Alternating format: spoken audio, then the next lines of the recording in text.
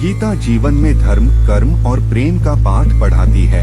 श्रीमद् भगवत गीता का ज्ञान मानव जीवन और जन्म पर जन्म दोनों के लिए उपयोगी माना जाता है।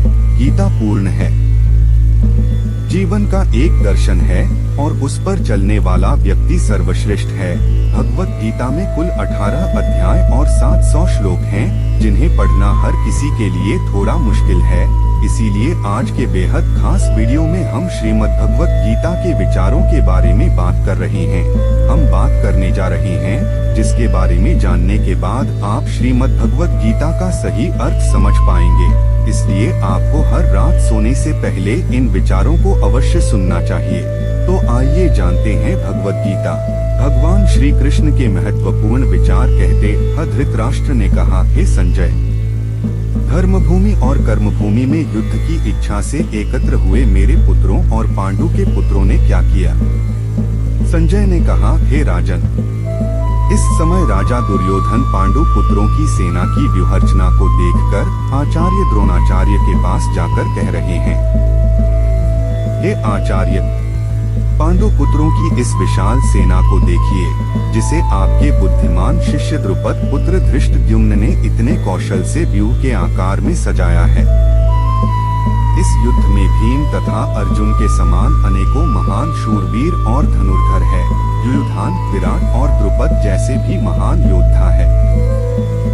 धृष्टकेतु, चेकितान तथा काशीराज जैसे महान शक्तिशाली और पुरुजित, कुंती भोज तथा शैब्य जैसे मनुष्यों में श्रेष्ठ योद्धा भी है।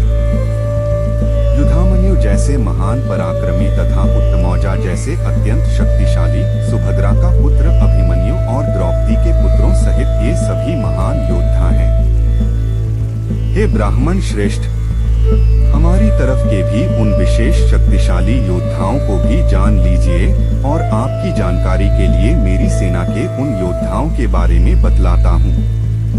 मेरी सेना में स्वयं आप द्रोणाचार्य, पितामह भीष्म, कर्ण, कृपाचार्य, अश्वत्थामा, विकर्ण और सोमदत्त का पुत्र भूरिश्रवा जैसे योद्धा है, जो सदैव युद्ध में विजयी रहे हैं। से अन्य अनेक शूरवीर भी है, जो मेरे लिए अपने जीवन का बलिदान देने के लिए अनेक प्रकार के अस्त्र शस्त्रों से सुसज्जित है और यह सभी युद्ध विधा में निपुण है। इस प्रकार भीष्म पितामह द्वारा अच्छी प्रकार से संरक्षित हमारी सेना की शक्ति असीमित है, किंतु भीम द्वारा अच्छी प्रकार से संरक्षित होकर भी पांडवों की सेना की शक्ति सीमित है। अतः सभी मोर्चों पर अपनी अपनी जगह स्थित रहकर आप सभी निश्चित रूप से भीष्म पितामह की सभी ओर से सहायता करें। तब कुरुवंश के वयोवृद्ध परम प्रतापी पितामह भीष्म ने दुर्योधन के हृदय में हर्ष उत्पन्न करते हुए सिंहगर्जना के समान उच्च स्वर से शंख बजाया। तत्पश्चात अनेक शंख, नगाड़े, ढोल, मृदंग और सींग आदि बाजे अचानक एक साथ बज उठे। उनका वह शब्द बड़ा भयंकर था। तत्पश्चात दूसरी ओर से सफेद घोड़ों से युक्त उत्तम रथ पर आसीन योगेश्वर श्री कृष्ण और अर्जुन ने भी अलौकिक शंख बजाए। हृदय के सर्वस्व ज्ञाता श्री कृष्ण ने पांचजन्य नामक, अर्जुन ने देवदत्त नामक और भयानक कर्म वाले भीमसेन ने पौंड्र नामक महाशंख बजाया। हे राजन, कुंती पुत्र राजा युधिष्ठिर ने अनंत विजय नामक और नकुल तथा सहदेव ने सुघोष और मणिपुष्पक नामक शंख बजाए। श्रेष्ठ धनुष वाले काशीराज और महारथी शिखंडी एवं धृष्टद्युम्न तथा राजा विराट और कभी न हारने वाला सात्यकी, राजा द्रुपद एवं द्रौपदी के पांचों पुत्र और बड़ी भुजा वाले सुभद्रा पुत्र अभिमन्यु आदि सभी ने अलग अलग शंख बजाए।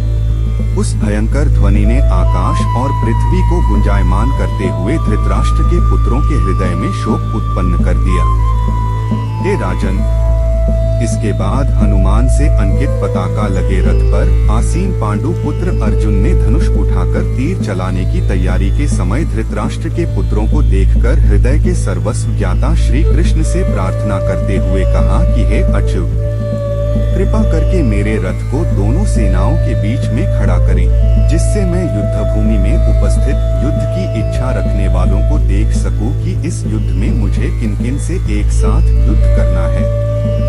मैं उनको भी देख सकूं जो यह राजा लोग यहाँ पर धृतराष्ट्र के दुर्बुद्धि पुत्र दुर्योधन के हित की इच्छा से युद्ध करने के लिए एकत्रित हुए हैं। हे भरतवंशी।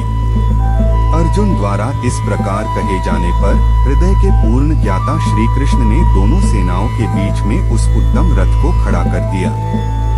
इस प्रकार भीष्म पितामह, आचार्य द्रोण तथा संसार के सभी राजाओं के सामने कहा कि हे पार्थ, युद्ध के लिए एकत्रित हुए इन सभी कुरु वंश के सदस्यों को देख।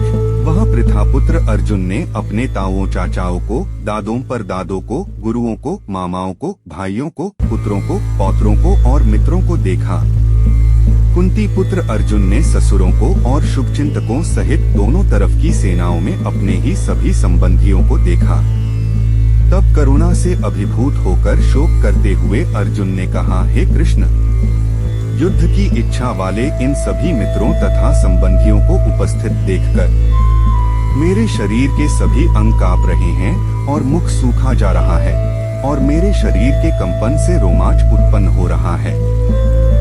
मेरे हाथ से गांडीव धनुष छूट रहा है और त्वचा भी जल रही है। मेरा मन भ्रमित सा हो रहा है, इसलिए मैं खड़ा भी नहीं रह पा रहा हूँ। हे केशव, मुझे तो केवल अशुभ लक्षण ही दिखाई दे रहे हैं। युद्ध में स्वजनों को मारने में मुझे कोई कल्याण दिखाई नहीं देता है। हे कृष्ण, मैं न तो विजय चाहता हूँ और न ही राज्य और सुखों की इच्छा करता हूँ। हे गोविंद, हमें ऐसे राज्य, सुख अथवा इस जीवन से भी क्या लाभ है, जिनके साथ हमें राज्य आदि सुखों को भोगने की इच्छा है, जब वह ही अपने जीवन के सभी सुखों को त्याग करके इस युद्ध भूमि में खड़े हैं। गुरुजन, परिवारीजन, पुत्रगण, पितामह, मामा, ससुर, पौत्रगण, साले और सभी संबंधी भी मेरे सामने खड़े हैं। हे मधुसूदन, मैं इन सभी को मारना नहीं चाहता हूँ। भले ही यह सभी मुझे ही मार डालें, तीनों लोकों के राज्य के लिए भी मैं इन सभी को मारना नहीं चाहता। फिर पृथ्वी के लिए तो कहना ही क्या है।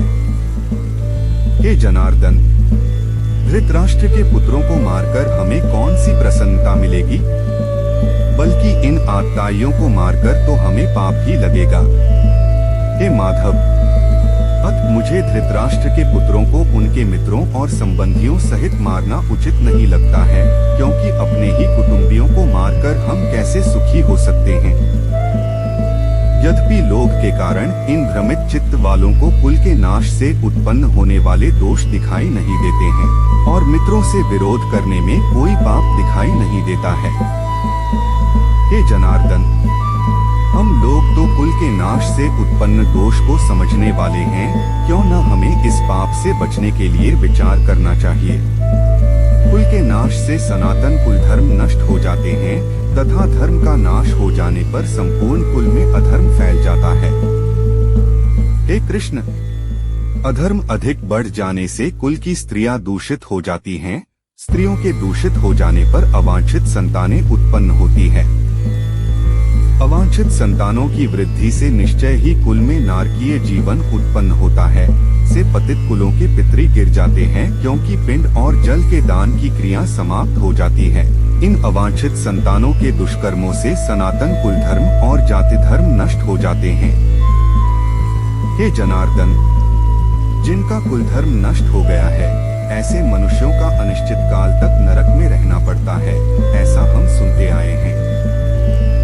ओह, कितने आश्चर्य की बात है कि हम लोग बुद्धिमान होकर भी महान पाप करने को तैयार हो गए हैं, जो राज्य और सुख के लोभ से अपने प्रियजनों को मारने के लिए आतुर हो गए हैं।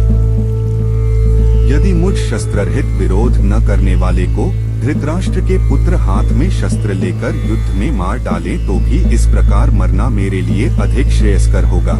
संजय ने कहा। इस प्रकार शोक से संतप्त हुआ मन वाला अर्जुन युद्ध भूमि में यह कहकर बाणों सहित धनुष को त्याग कर रथ के पिछले भाग में बैठ गया। इस प्रकार उपनिषद, ब्रह्म विद्या तथा योग शास्त्र रूप श्रीमद् भगवद गीता के श्री कृष्ण अर्जुन संवाद में धर्म कर्म युद्ध योग नाम का पहला अध्याय संपूर्ण हुआ।